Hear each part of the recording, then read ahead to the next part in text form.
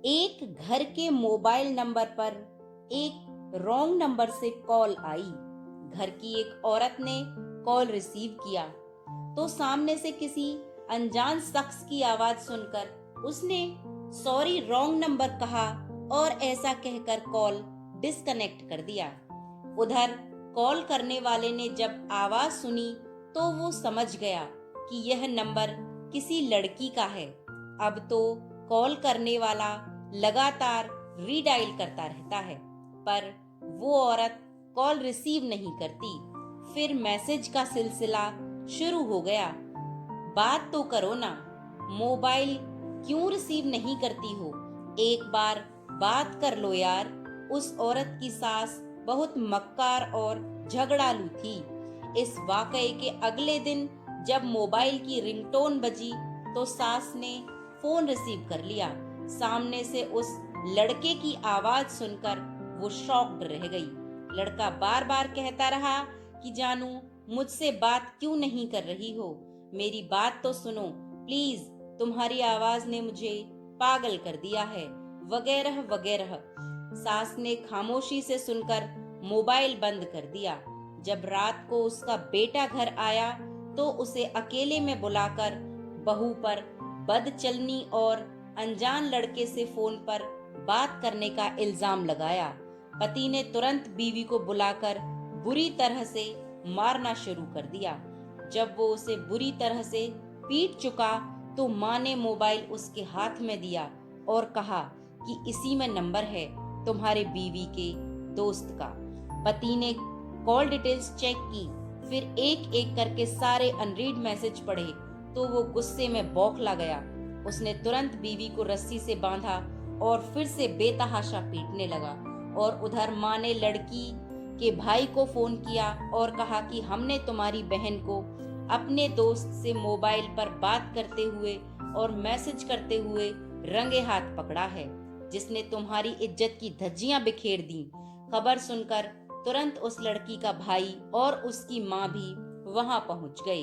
पति और सास ने इल्जाम लगाए और ताने मारे तो लड़की के भाई ने भी उसे बालों से पकड़कर खूब पीटा।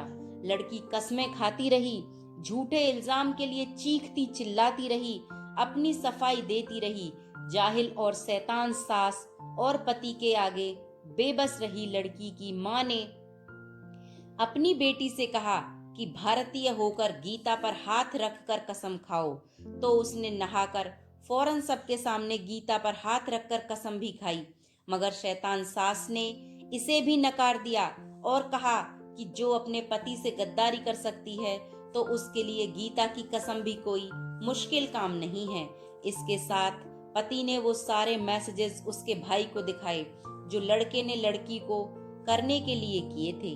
सास ने मक्कार और चालाक कहकर आग पर घी डाल दिया। लड़की के भाई को भी गुस्सा आया। उसका पारा 7वें आसमान पर जा पहुंचा।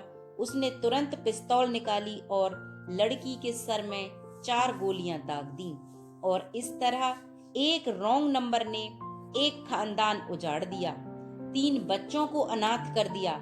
जब लड़की के दूसरे भाई को खबर हुई तो उसने अपने भाई, भाभी और बहन के शौहर और सास के साथ उस अनजान नंबर पर FIR दर्ज कर दी। पुलिस साइबर ने जब मोबाइल की जांच की तो मालूम हुआ कि लड़की ने सिर्फ एक बार उस रॉन्ग नंबर को रिसीव किया था। इसके बाद उस नंबर से वो कॉल और मैसेजेस के जरिए लड़की को फंसाने के चक्कर में लगा रहा। सारी बातें साफ होने के बाद जब दूसरे भाई को खबर हुई जिसने बहन को गोली मारी थी तो उसने उसी वक्त जेल में खुदकुशी कर ली और रॉन्ग नंबर मिलाने वाले लड़के को पुलिस ने पकड़कर हवालात में डाल दिया।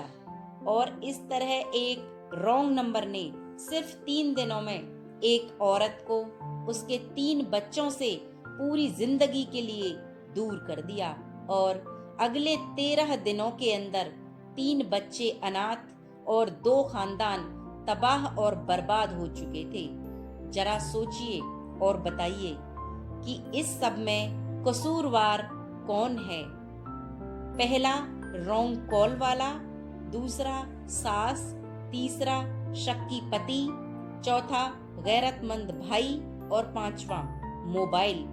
आप सब लोग गौर से सोचकर जवाब जरूर दीजिएगा और वो पति और भाई लोग से सविनय निवेदन है कि किसी भी औरत पर किसी भी तरीके का इल्जाम लगाने से पहले सच्चाई जान लें, तब फैसला करें, क्योंकि पत्नियां और बेटियां ऐसी नहीं होती।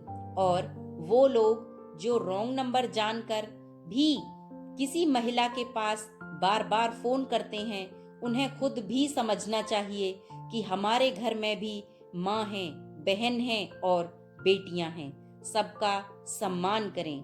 कहानी अच्छी लगी हो तो लाइक करें और चैनल को सब्सक्राइब जरूर करें। धन्यवाद।